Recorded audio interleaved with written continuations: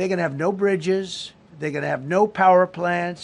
এক রাতের সামরিক অভিযানে ইরানকে পুরোপুরি ঘুরিয়ে দেওয়ার সক্ষমতা যুক্তরাষ্ট্রের রয়েছে বলে দাবি করেছেন মার্কিন প্রেসিডেন্ট ডোনাল্ড ট্রাম্প। নিজের এই হুঁশিয়ারি বাস্তবায়ন করতে আগামীকাল মঙ্গলবারকেই লক্ষ্যমাত্রা হিসেবে নির্ধারণ করেছেন তিনি।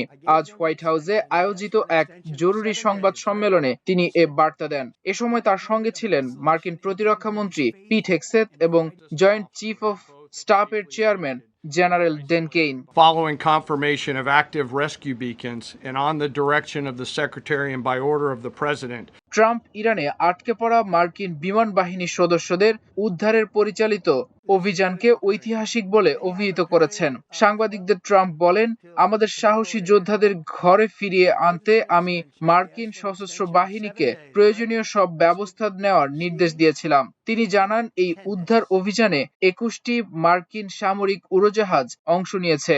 They have a period of, till tomorrow at 8 o'clock. I gave them an extension. They asked for an extension of 7 days, right? I said, Steve, give them 10 days. 10 days is up actually today, so I gave them 11, I guess, indirectly. I thought it was inappropriate the day after Easter. I want to be a nice person. Trump ইরানের বিরুদ্ধে যুক্তরাষ্ট্রের যুদ্ধ বেশ ভালোভাবেই এগুচ্ছে বলে দাবি করেছেন। তিনি হুঁশিয়ারি দিয়ে বলেছেন, মার্কিন বাহিনী চাইলে মাত্র এক রাতেই পুরো ইরানকে নিশ্চিহ্ন করে দিতে পারে। তিনি বলেন, এক রাতেই পুরো দেশটিকে নিশ্চিহ্ন করে দেওয়া সম্ভব, আর আগামীকাল রাতেই সেটা হতে পারে। They have till tomorrow. Now we'll see what happens. I can tell you they're negotiating, we think, in good faith. We're going to find out. We're getting the help of some incredible countries that want this to be. এর আগে Trump white হাউসে আরেক অনুষ্ঠানে Iran যুদ্ধ নিয়ে বিভিন্ন কথা বলেন। ট্রাম্প বলেন, তিনি ইরানকে চুক্তিতে রাজি হতে মঙ্গলবার রাত 8টা পর্যন্ত আলটিমেটাম দিয়েছেন এবং সেটাই চূড়ান্ত।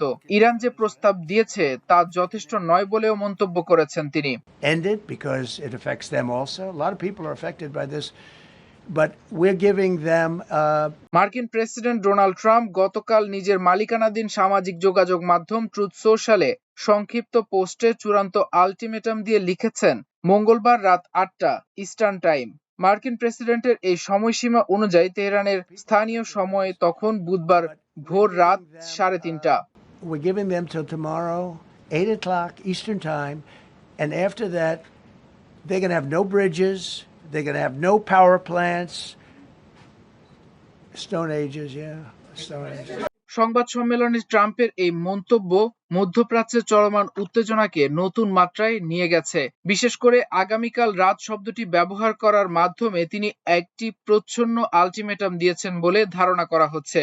তবে এই অভিযানের বিষয়ে পেন্টাগন বা হোয়াইট হাউস থেকে পরবর্তী কোনো সুনির্দিষ্ট পরিকল্পনার কথা এখনো আনুষ্ঠানিকভাবে জানানো হয়নি। মাল্টিমিডিয়া ডেস্ক, আমার দেশ।